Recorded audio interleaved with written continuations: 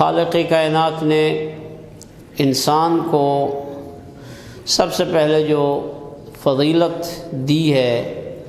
وہ علم کی بنیاد پر دی ہے، اور یہ قرآن مجید میں جو واقعہ جناب آدم اور ملائکہ کا مابین یہ جو مذاکرہ ہوا اور ان کے مابین یہ جو کلام ہوئی، پھر اللہ رب العزت نے انہیں کہا کہ سجدہ کرو، تو انہوں نے کہا کس وجہ سے ہم سجدہ کریں جب کہ ہماری خلقت جو ہے وہ نار سے ہے اور اس کی خلقت جو ہے وہ مٹی سے ہے، تو مٹی، یہ ساری گفتگو آپ جانتے ہیں۔ تو اس وقت فیصلہ جو ہوا تھا وہ اس بنیاد پر نہیں ہوا تھا کہ چونکہ میں کہہ رہا ہوں، حالانکہ رب ذوالجلال یہ بھی فرما سکتا تھا بس چھوڑیے یہ سب کچھ، میں کہہ رہا ہوں چونکہ میں رب ہوں، میری بات مانو، اور وہ کہہ سکتا تھا، حق بجانب بھی ہے۔ لیکن یہ ہمیں بھی سکھایا اس واقعہ نے کہ ٹھیک ہے آپ بڑے ضرور ہیں، لیکن جب بھی اپنے ماتحت کے ساتھ آپ نے کوئی بات منوانی ہے اور اس کو کوئی ڈاؤٹ ہے، اس کو کوئی اس بارے میں نہیں سیٹسفائیڈ نہیں ہو رہا ہے، تو آپ اس کے ساتھ گفتگو کریں، اس کو مطمئن کریں، اس کو کوئی دلیل پیش کریں۔ تو سب سے پہلے یہ واقعہ اس امر کی طرح بھی ہماری رہنمائی فرماتا ہے کہ دلیل سے اپنی بات کو منوانے کی کوشش کرو، اور باری تعالیٰ نے اور وہی طریقہ اختیار فرما، تو یہ سنت پروردگار بھی ٹھہری کہ دلیل کے ذریعے سے بات منوائی۔ پھر اللہ رب العزت نے وہ دلیل آپ کے سامنے چند کلمات کی تعلیم دی، جناب آدم کو بھی دی، انہیں بھی دی، لیکن جناب آدم میں ان کلمات کو آگے سمجھنے کی استطاعت تھی اور ان میں ملائکہ میں یہ چیز نہ تھی۔ تو پھر اس آزمائش اور ابتلا میں جب جناب آدم کامیاب ہو گئے تو اس وقت اللہ رب العزت نے فرمایا انی اعلم ما لا تعلمون، میں جو جانتا ہوں وہ آپ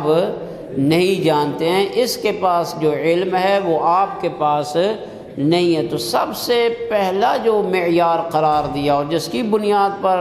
پہلے انسان کو تمام مخلوقات سماویہ پر فضیلت دی گئی، اس لیے کہ وہ آسمانی مخلوق تھے فرشتے، ان پر جو فضیلت دی اللہ نے وہ علم کی بنیاد پر دی تھی، اور کوئی معیار ہی نہیں تھا، اور وہ علم کی بنیاد تھی، اور علم کو بھی آزمائش اور امتحان اور ابتلا کے ذریعے ثابت کیا، کہا دیکھیے اس کے نمبر آپ سے زیادہ ہے، لہذا یہ اہلیت رکھتا ہے کہ آپ اس کے سامنے خضوع اور خشوع کریں۔ سجدہ تو ایک تعبیر ہے نا کہ سجدہ کریں، سجدہ کس لیے ہوتا ہے؟ اظہار خضوع و خشوع، عاجزی کے اظہار کے لیے۔ تو دو تین باتیں اس واقعے نے واضح کر دی۔ پہلی بات تو یہ جو میں نے عرض کی، کبھی بھی بڑے ہونے کے ناطے پہ آپ اپنے حکم کو نافذ کرنے کی کوشش نہ کیجیے، ہو جائے گا نافذ، لیکن نافذ کرنے والا سیٹسفائیڈ نہیں ہوگا، اندر سے اس کو کچھ نہ کچھ رہے گا۔ اگر آپ اپنے ماتحت میں یہ سیٹسفائیڈ والا ماحول پیدا کرنا چاہتے ہیں، اولاد ہیں، بچے ہیں، ان کو لاجک کے ذریعے مطمئن کریں، دیکھیے یہ چیز تھی، اس بنیاد پر میں آپ کو یہ کہہ رہا ہوں۔ ایک تو یہ، دوسرا یہ ہے کہ پھر جب آزمائش ان دو کے مابین ہوئی، امتحان کے ذریعے فیصلہ ہوا، یہ نہیں ہے کہ استخارہ نکالا اور استخارہ میں یہ چیز آ گئی، استخارہ اپنی جگہ پر ہے، لیکن یہ ایک امتحان ہے، آزمائش ہے۔ آپ بھی پیپر دو